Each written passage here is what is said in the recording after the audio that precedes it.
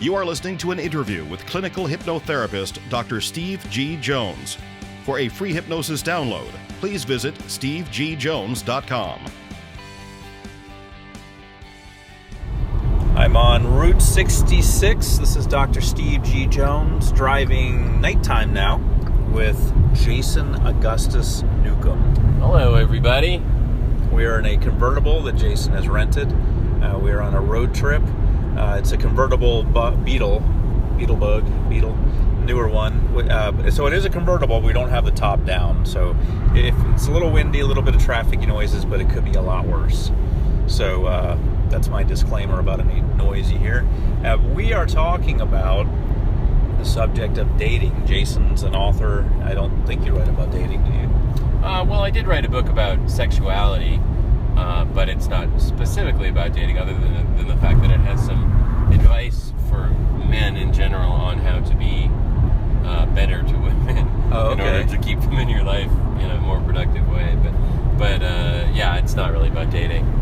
Okay. I wrote a book called something like the Hypnotic Guide to Dating, where you can use hypnosis for dating, but it's not what you think. It's not casting spells on women or men.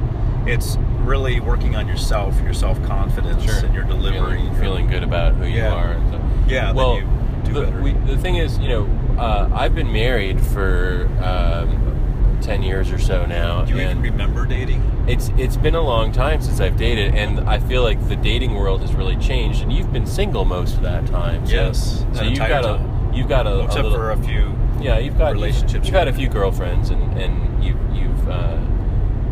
but you haven't been married. I've managed to remain a bachelor. But you have a lot more experience, and you also have some other guy friends who've had a lot of experience with what dating is like now, and I'm kind of curious about it, and like kind of the thoughts on how to approach dating. There's different ways in which you can approach dating. Some people want to find a mate for life. Some people want to find a mate for that evening alone. That's true. And then there's kind of stuff in between, I think I'm somewhere in between. Yeah, so. I think that you vacillate back and forth, right? Sometimes you're looking for something more permanent and serious, and then other times you're like, I don't really think I am looking for something permanent. Yeah. I'm kind of like, I'm in a situation that's probably a lot of people are in, where I was married once for 8 years, and then things didn't work out, and then I got married again right after that, and that only lasted for like 3 months, and that didn't work out. So last time I was married was in the 90s, so it's been about 20 years since I've been married. So you've kind of watched dating transform from kind of inside, where you used to be. I've had a front row seat.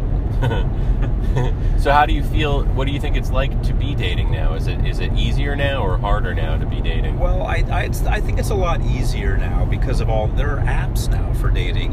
Like Tinder, for example. A lot of people use Tinder. A lot of my single friends, male and female, use Tinder, where you can just find a match pretty quickly. Now, there's an impression that Tinder is kind of like a pickup one-night stand kind of a... Yeah, people say it's a hookup app. Yeah. A pickup app. But do you find that to be the case? No, from talking with my friends about that, I have not found that to be the case. I found it to be just like anything else. Think of it like a cup of water. You can drown in a cup of water, or you can give a dying person the drink of water, that saves their life. Exactly. Yeah. So it's a tool like anything else. What strikes me about Tinder is that it's just really about looks, though, right? There's no real profiles and stuff, where you just sort of are judging people by what they are. Right. And I've dabbled with it a little bit. For me, it's not quite my thing, but it allows you to put about 6 pictures or so, and you can put a paragraph about yourself. Okay. And your age is on there. It gets your age and your name from Facebook. So people who want to lie about their ages have to go into Facebook and change their age on Facebook. I don't see the point in lying, but I've seen that happen. For women or for men? Who likes to lie about their age on those? Well, I've heard from women that men like to do it, but I've seen women do it. Uh-huh. So seems to be fairly prevalent from what I can tell.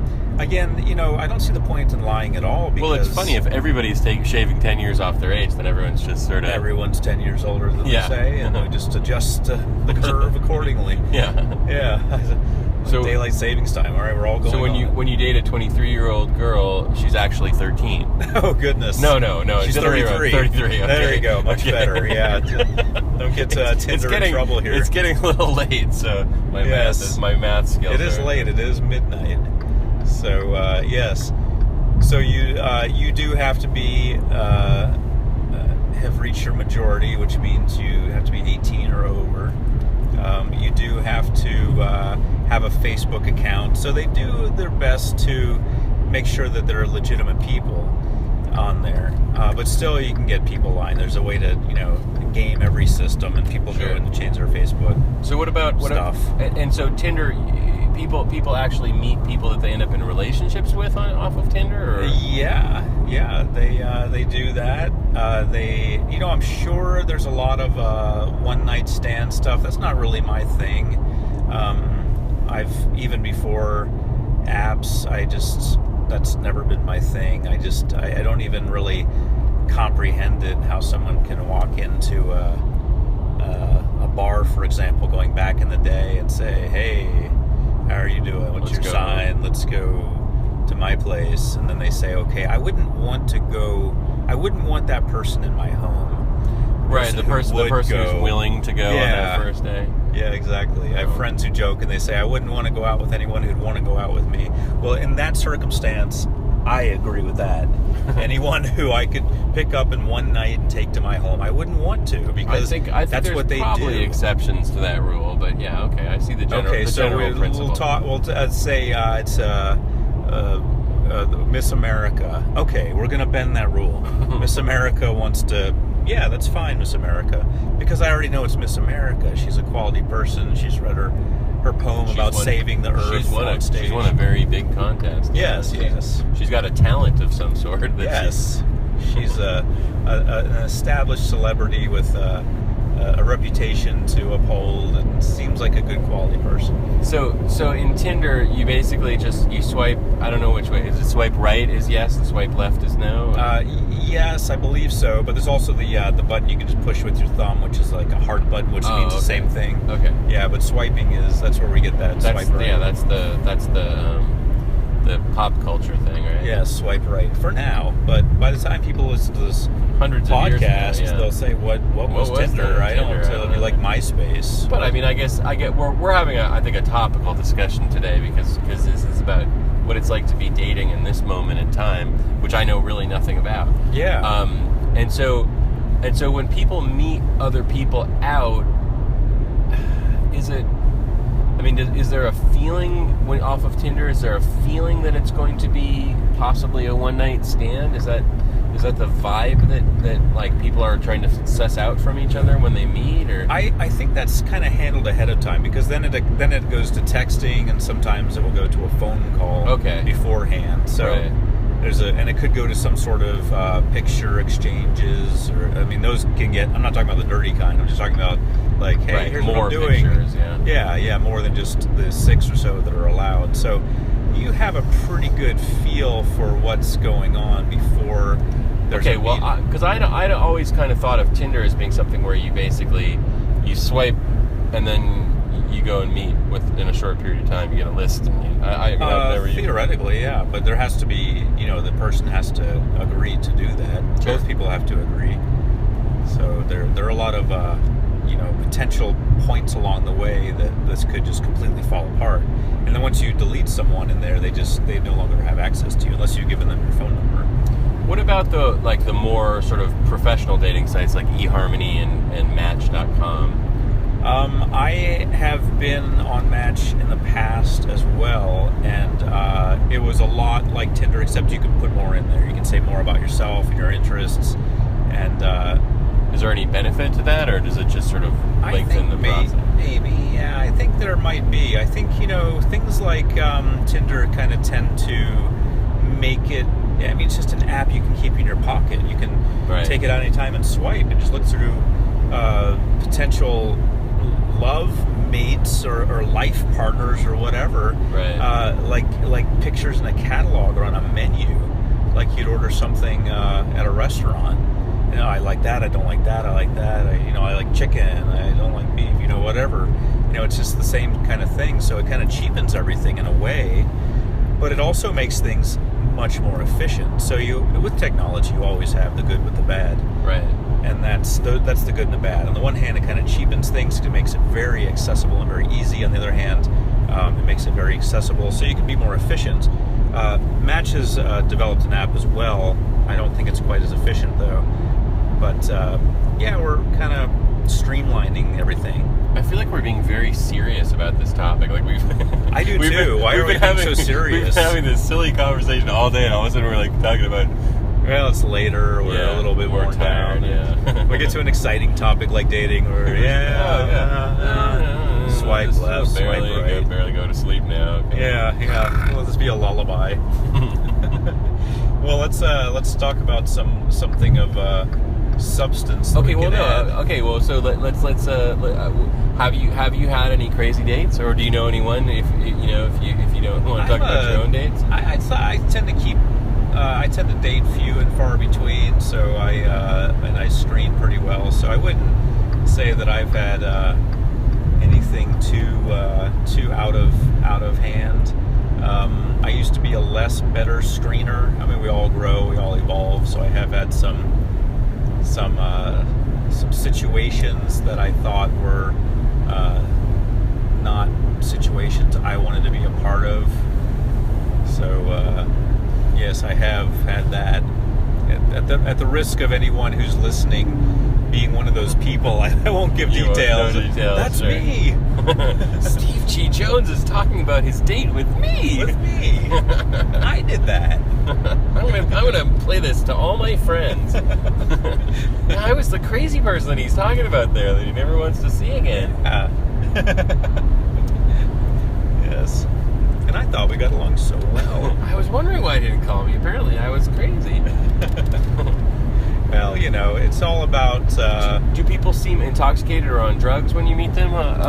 I've never met a lady who seemed like she was intoxicated in any way. I have met one who, on the second date, told me that on the first date she actually took Xanax or something like that.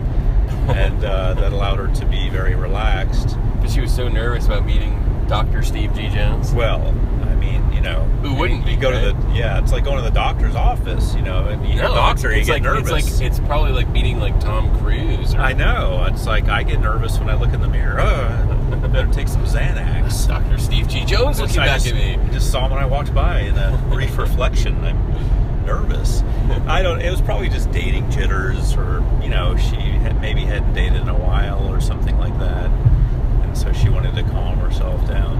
I thought you said she was 18. She was 18? When did I say that? No, that was a joke. I believe she was actually 36 at the time, if I'm remembering correctly. And you were 37, so it was perfect. Exactly. I was in my 40s. But dated a youngster in her 30s. Do you find that because I as a man, I don't mean to sound sexist or anything, but we tend to have a lot of different choices from different age groups that are willing to go out on dates with us. That's so. I mean, my wife's a bit younger than me as it is, but you have outlasted me in the single realm, and so can continue to date women who are quite young if you choose to. Have you or anyone that you associate with that's also a single gentleman in their 40s gone out with any like women in their 20s, and what is that like at this point you're in your late 40s at this point, so yes, so I'll be 49 this year. I'll be 50 next year. So I only date 60-year-olds now, so I feel better about myself. So I mean, but like if a person who's in their late 40s goes out with a woman who's in her early 20s, it seems like there's not a whole lot of common ground at that point. You are exactly right. After my appearance on Millionaire Matchmaker was when my dating life took a drastic change for a while. That's sort of leveled off at this point. But I was getting approached by women who were considerably younger than me, and I went out with a couple, and I realized that's just not a good idea, because it's almost as if they're speaking a foreign language. I mean, they're on their phones a lot. I mean, the youngsters today on the phones, and it's just a whole different way of relating to the world. And every time they would say something to me having traveled a little further down the road and having been through that. Well, and you've traveled all over the world. And around the world, yeah. Yeah, I mean, you're an experienced guy. An experienced older gentleman, yes. And I tried to impart my sagely wisdom to them, and all they wanted to do was like listen to songs, text people, and they didn't care about any of that. Then I realized, wait a minute, when I was their age, I was further down the road than them. I had things more together, but I wasn't really, I didn't really see the full picture, because I wasn't there yet. I wasn't close to 50 yet, so right. I didn't, none of these things, like a retirement account. No, I didn't. And here I am talking to them about things like that, like a retirement account. Yeah, that is a sexy first date. Yeah. So I'm quite. Do you have an IRA going yet? Yeah. You said you're working at McDonald's. Well, they probably have something called a 401k that you contribute to. You can split contributions. Or double your contributions frequently. That'll be good for you. In 20 years. That's going to be, yeah, exactly. You could be a millionaire just from working at McDonald's if you play your cards right. Yeah, now that's going to take more like 40 years, but with compounding interest, even at your pay rate, even if that weren't to change, you can still make this amount of money. And yeah, they just glaze over, so I don't know what the heck to talk to them about. And then we talk, I'd like to talk about hypnosis perhaps. To them that's like interesting. Oh yeah, hypnotize me. It's like, no, it's not really a party trick. And, so they don't relate to that either. So, all right, that's it. What was I thinking?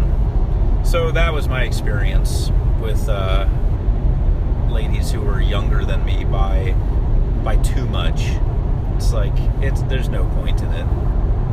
It's like, I guess, like guys who are like really older, like 70 or 80, they might like to have a really young lady, so they feel like, oh, this is my young lady or something like that. But I've never been. Well, for them, a 40-year-old lady is a really young lady. Yeah, but they'll get younger ladies than that. 20s. Yeah, when they're like 70, it's like, and it just looks ridiculous. And it's clear that the lady's just waiting around till they pass away so they can, clean them out. Yeah, it's like, and the guy thinks, what, she's in love with him? No. So I started realizing, where this line of thinking could potentially go, and I'm really not of that mindset, so I don't. Do you think that those women, because you're an interesting guy and you were on TV, and do you think they were just after your money, or do you think they were just after your story, because you were a hypnosis guy? Yeah, they're all journalists, actually.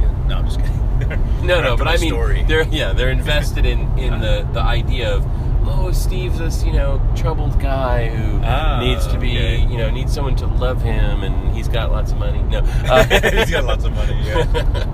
Yeah, that may have been the case, but I couldn't get out of my mind that they might be gold diggers. Yeah. That there was a strong chance of that.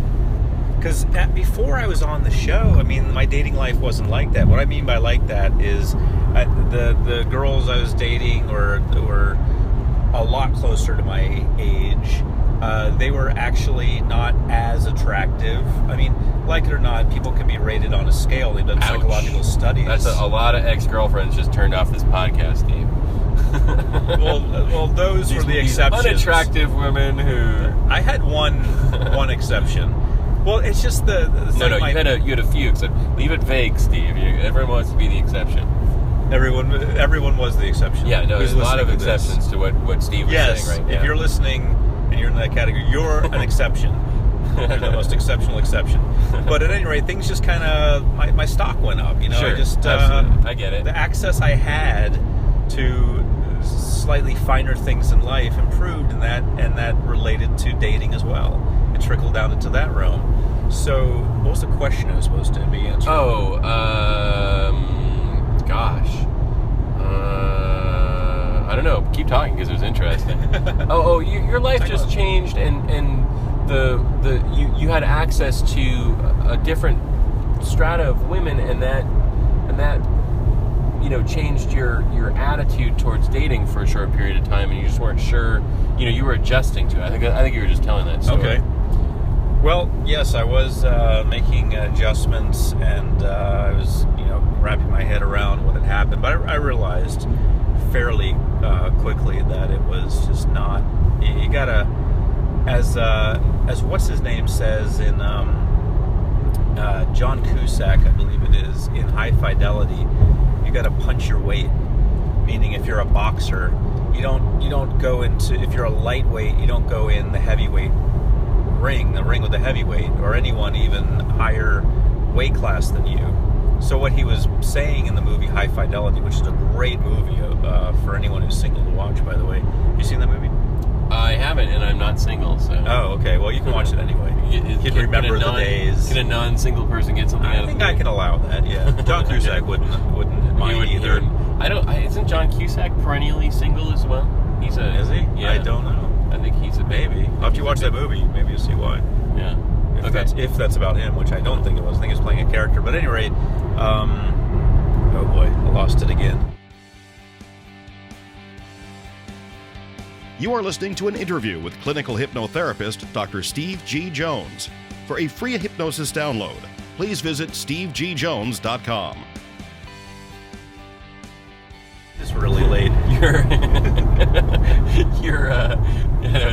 It's almost midnight here. I mean, 1 o'clock in the morning. We're driving down the highway. It's been a very long day of driving. Going on 11 hours now, I think. So your stock changed, and you were suddenly fighting in the heavyweight realm. Exactly. And John Cusack says in the movie, thank you, in the movie High Fidelity, you gotta punch your weight. And what he means by that is you gotta date it within your your range. And people can be. There have been studies. I saw a TV show where people were rated on a numeric scale. As much as we don't like it, we think, oh, that's superficial. That's Western culture. Yes, it is Western culture. Yes, it is superficial, but it's also real. People assign a numeric value. They may not be consciously aware of it, but in the study, they had them create actual numbers, and it was remarkable how there was consensus on it. So when you go outside of that too far, you could potentially have some challenges, unless there's a strong dynamic pull from both people. For example, the 70-year-old billionaire with a 20-year-old gold digger model. Yeah. Well, he's got a lot of pull because he's got a lot of money, and he can replace her pretty easily, but she can replace him too. Sure. So there's equal pull. So even though they're both punching outside of their weight, in a sense, it's equalized. So I felt in a way it was equal with these ladies also, until I realized I don't really want to marry them. And so the thing that they were counting on to bring equality to it, which was me bringing half of my wealth to the table. Oh, and you wanting them in a permanent way if you could. Yeah, without marriage. Well, no, yeah. What would have equalized it in some way would be if you were actually desiring a marriage, but it's not there, so it's suddenly it's not equal anymore. Yeah, right, exactly. So I enjoyed them, I like them, and they bring themselves to the table, and I bring my marriage to the table, but I wasn't bringing my part, so I realized that wasn't appropriate anymore. So I need to be very clear. That's just about clearing up communication, getting clear with yourself, getting clear with them. And for a while, I really didn't know. I mean, I was dating in this different league after Millionaire Matchmaker, and so I wasn't accustomed to it. It's like suddenly, it's kind of like winning the lottery. You walk into the mansion that they're like, this mansion's yours, and there are all these rooms in it that are nicely decorated, and you're thinking, well, what do I do with the room? So I guess I'll just check them out for a while, but maybe there's one of these rooms I want to spend a lot of time in. Oh wait, these rooms want you to spend time with in only that room and forever. And so that's the part I had a challenge with. So I got clear on that after a while, and it's kind of where I'm at now. So you don't see yourself really settling down ever at this point? Or? Well, I like to say to myself that I do, and there are all these turning points. Like, oh, I turned 40, maybe I better settle down. Turning 50, maybe I better settle down. But I don't... So ladies, 2 years from now, Steve's going to be desperate, so that's the time all you gold diggers should get active again. Why will I be desperate in 2 years? Because you're turning 50. Oh, turning 50, yeah, maybe I better settle down. Yeah. Well, it's also, a lot of that is society talking to you, saying, here's what we do around here. Sure. We get a house, we get kids, we get married, and I've done that.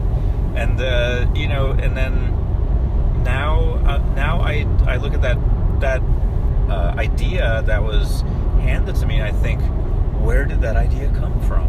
It's just, who made that up? Your idea? Yeah, no, exactly. It's not your idea. Yeah, exactly. Would I have chosen that? No.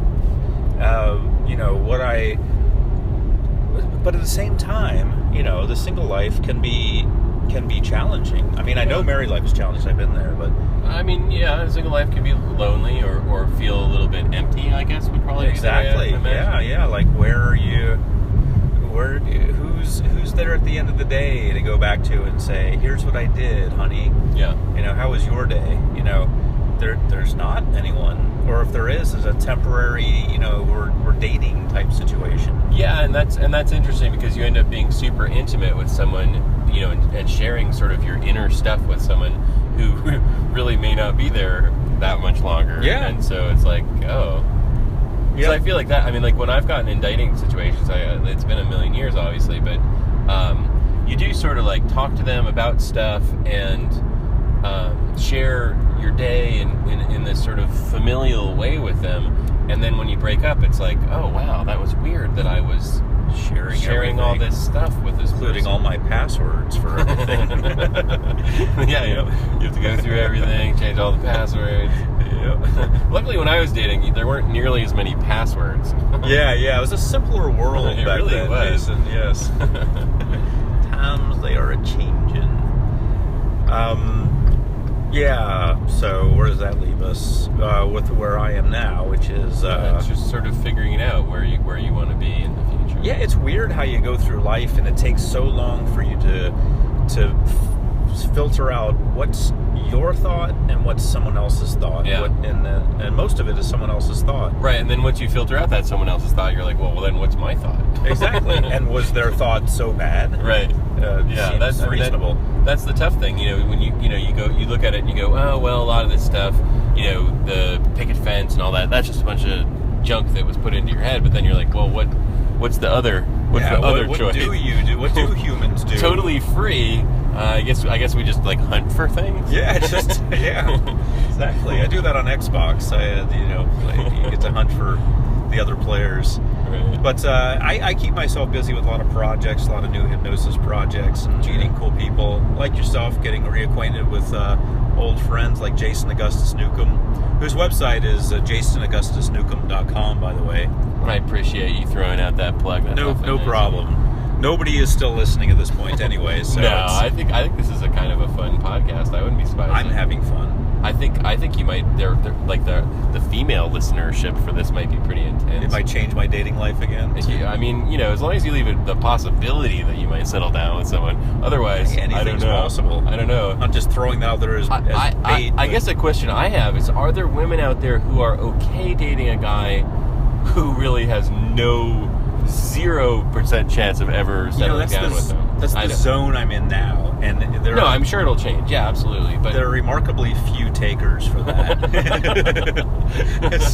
It's really remarkable how they disappear. If you put that out there, like, we are not going to get married, we are not going to have kids. If you have kids, I'm not going to adopt those kids. And that, goodbye, they're just out of there. That just takes out 90% of the dating pool. For me, yeah. Yeah, well... But it's more authentic. I mean, and it took me a while. I haven't been married since the 90s, and it seems that there's a pattern here. I'm just not getting married. So finally, after you get enough data, you realize, hey, this is something. I'm not really interested. Yeah, maybe I'm just not anymore the marrying type. Now I know it's because I'm somewhat jaded. I realize that, and I do work on my stuff. I realize it's part of maybe baggage, actually, we'd say. And then you also have made some selections. Not any of the women that ever would be listening to this or thinking about it, but there have whatever bad thing you're about to say doesn't pertain to anyone listening to this. Right. There are some selections you've made in the past that may have been women who are slightly on the end of the scale that's closer to needing to be hospitalized. Right? So for what? A toe injury? No. What are you talking about? I'm talking about the kind of hospital that, like a One Flew Over the Cuckoo's Nest kind of deal. Yeah, well, that's a possibility. Of course, So, I don't know who you're talking about. It doesn't pertain to anyone listening. No actual people. This is just a theoretical discussion here. Yes, I have made some odd choices, but one, you have to look at the causes behind it. First of all, I got divorced and I was like floundering. Anyone after leaving a marriage for 8 years will be floundering. So I had that. That excuse is over. It's long gone. Sure. Then came Millionaire Matchmaker. I was on that, and then I was, a little bit of celebrity status. So the dating pool changed for me. So I was, oh, hey, what's this new type of women I've never dated before, because they've never actually even given me the time of day, and now I am. So so I had a few kind of monkey wrenches thrown in there along the way.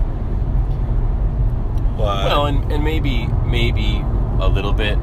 You might kind of be drawn to women who are a little on the wilder side because you're a Sagittarian. So there we go. If we want to get zodiacal about it, you like kind of adventurous stuff and different stuff, and you're kind of looking for new experiences and those sorts of things. So I believe it was Nietzsche who said, "Live life dangerously."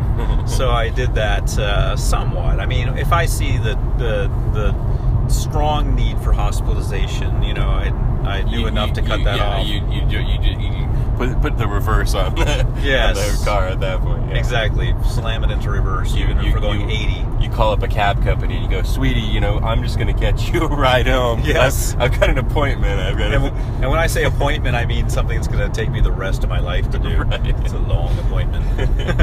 Yeah, but I've gotten, thank you for helping me reminisce about that, going down memory lane. But I have gotten over that too. Sure. And there's a need for, some people just draw drama constantly, and they just want to draw. So I was occasionally drawing it through my dating life, but I've gotten over the need for that. I realize we've got reality TV to watch. So this is me kind of starting to use my suggestive therapy on you and manipulate you here. In a good way, hopefully. No. I mean, isn't it possible that now that you're kind of over dating women who are too young for you and dating women who are kind of on the crazy wild side, that it's possible that you may meet someone in the future that actually you really do click with, and that's what I'm open to right now. Right. So I'm open to that. Now I still don't like the idea of marriage. It just sounds like you're involving the government in your I hear you, especially if you're dating a woman who's kind of more age appropriate with you. There's no need to get married because you're not going to be having kids and stuff like that. So right. I don't know, maybe she'll want to, but you don't want to. So I chose you because you're age appropriate. I thought you didn't want kids. I've definitely met women who just don't want to have kids too. I mean, that's just not what they're into. Yeah. So in my expertise in this area is really I do readings for people. I do palm readings and tarot readings and other sort of geomancy readings, and so I encounter a lot of people who are in relationships struggle at the time, and so I know there are a lot of women out there who actually their husband wants them to have a kid and they don't want to have a kid. Now, when I hear that, I kind of think, well, that means you probably don't want to be with this guy, realistically. Right. Could be. At least that's a significant possibility. But I think that there are some women who just don't don't want to reproduce for whatever reason. Yeah. The world sucks, and regardless of age, I've met them in different absolutely. Yeah. Although a young woman in her early 20s who says she doesn't want to have kids, that may just be because she hasn't. That's a lie. Yeah. She's lying to herself. Right. Because she doesn't know yet. Yeah, right. Exactly. She's doesn't have enough experience to make that kind of clear. Right, yeah. Now, if a woman's in her 30s and says that, then she probably doesn't want to have kids. Yeah, much closer to her being in touch with herself. If she's in her mid to late 30s, says that, I'm totally convinced. Sure. I think that it's got to be true. Being honest with herself. Unless she's listening to this podcast and is just using it to manipulate you. Yes, yes. Yes. Weren't you manipulating me? Did you say that a few minutes ago? No. In a good way, so I can just get married, settle down. No, you don't have to get married, but just find someone who you can actually have like a really cool relationship with. Someone who, long term, who's not crazy, who's not gonna, all the stipulations. Well, not crazy is not that hard of a stipulation. Age appropriate, not crazy. I mean, age appropriate is a wide range, I think, for a man such as yourself who spends a lot of time playing Xbox. That's not first date conversation. Well, for me, it's just awesome. I just love Xbox. Sure. It's the only video game I play. Yeah, I mean, except sometimes on dates we'll go to an arcade and I'll play. I'm good at air hockey too and skee ball. And you just wipe the floor with them. I kind of do. Do.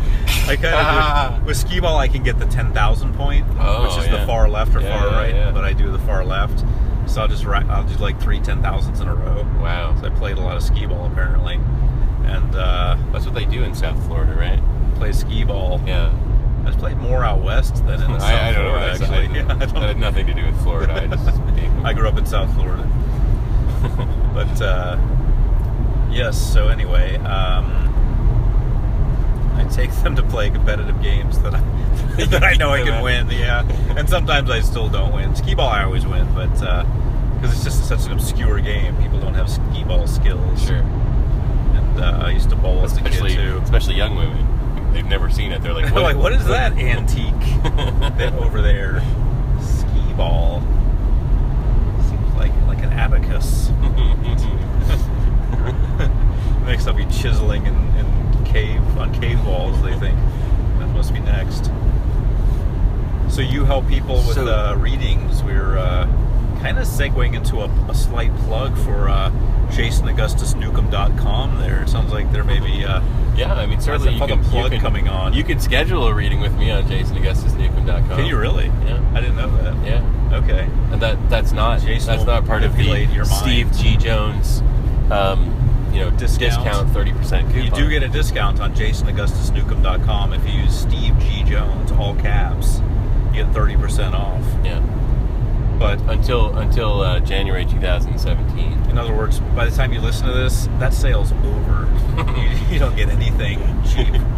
And yeah, the prices have just gone up about 6 times. So. Yeah, because I've been counseling Jason on raising his prices, valuing his creations more highly. Well, is there anything else? We're at 37 minutes now. I think we've talked about your relationship stuff and my relationships. We've talked about relationship in general. Yes. I think we've covered the topic that I was interested in. Yes. Sort of seeing what's out there. There's a book called Modern Romance by a comedian. I forget his name. He's Indian. He's actually American, but he's of Indian origin. And hopefully that'll be enough for people to go on to figure out what his name is. He's a Pisces. I remember that.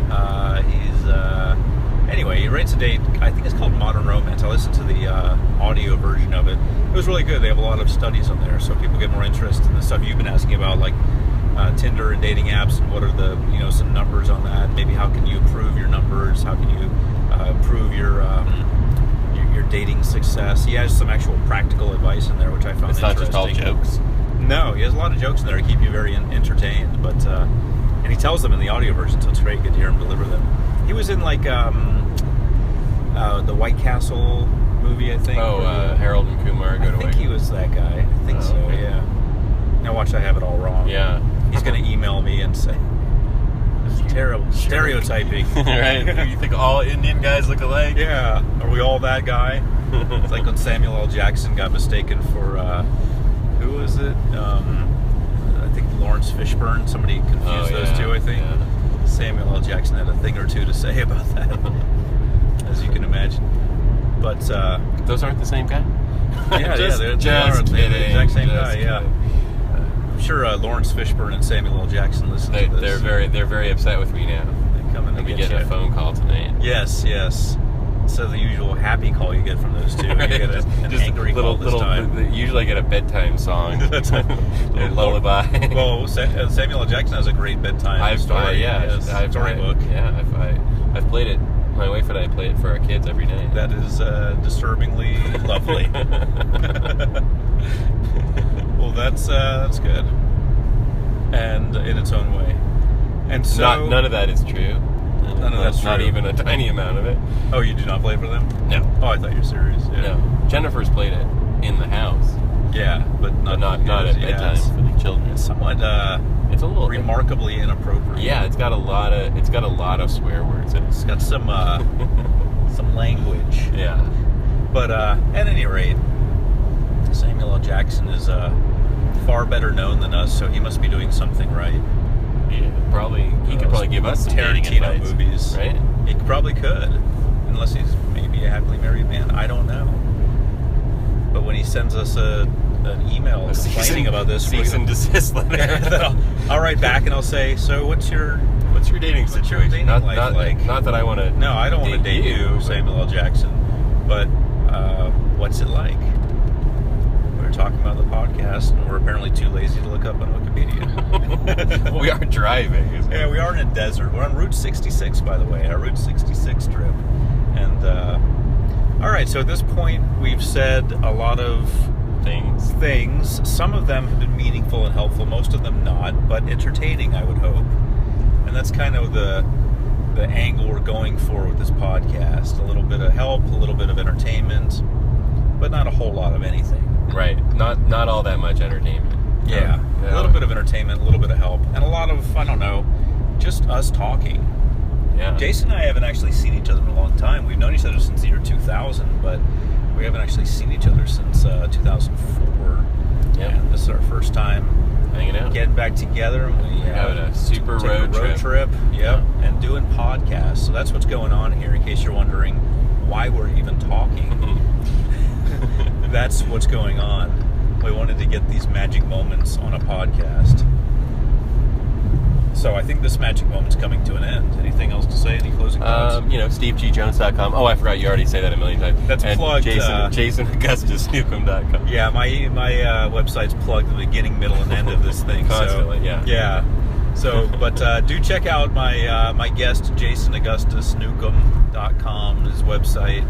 He's got a lot of things that will be very... meditations and stuff of the more metaphysical variety. Yeah, and Jason's not like a sleazy sales guy at all. He's the opposite of that. In fact, Jason was telling me a story yesterday about how he was running for a local office in the political world in his town that he lives in. And he got so turned off by it because he found out they have to basically sell their souls and say things they don't believe in, or say, agree to horrible things just to get somebody's support. So Jason was and that's the way Jason is in life. He's an honorable person, and so his products, his programs, they're just designed to help people. He's got a lot of knowledge that he's imparting in them. So part of what we're talking about is how Jason can become more of a salesperson, but he would never become, like a sleazy kind of salesperson. So Jason's the opposite of that, and it's really awesome. So anytime you go to JasonAugustusNewcomb.com, and you can be sure that you've got some things that Jason really put his heart and his mind into. He has a lot of knowledge that he poured into there in a very loving and helpful way. Well, thank you, Steve. I appreciate you saying that. That's really nice. Sure. Since it's late at night, we're becoming all sweet and tender. Yes. We're not going to get too sweet or too tender as we... no, just middle. We ride through the desert alone at night. Just, a moderate the black level. Darkness. The black darkness of Route 66. So we're going to talk about football now and manly things like that. Okay. All right, so we're going to wrap up, said some nice things about Jason that are all true, and I think we'll leave it at that. All right. right. All right. Thanks, Steve. Thank you, Jason. Dr. Steve. Oh yes, Dr. Steve. He has to call me Dr. Steve, or he gets in trouble. So I've got him trained now. After 11 hours of driving on Route 66, he's trained to say Dr. Steve. All right, this is Dr. Steve G. Jones and Jason Augustus Newcomb signing off from Route 66. Bye-bye. You are listening to an interview with clinical hypnotherapist Dr. Steve G. Jones. For a free hypnosis download, please visit stevegjones.com.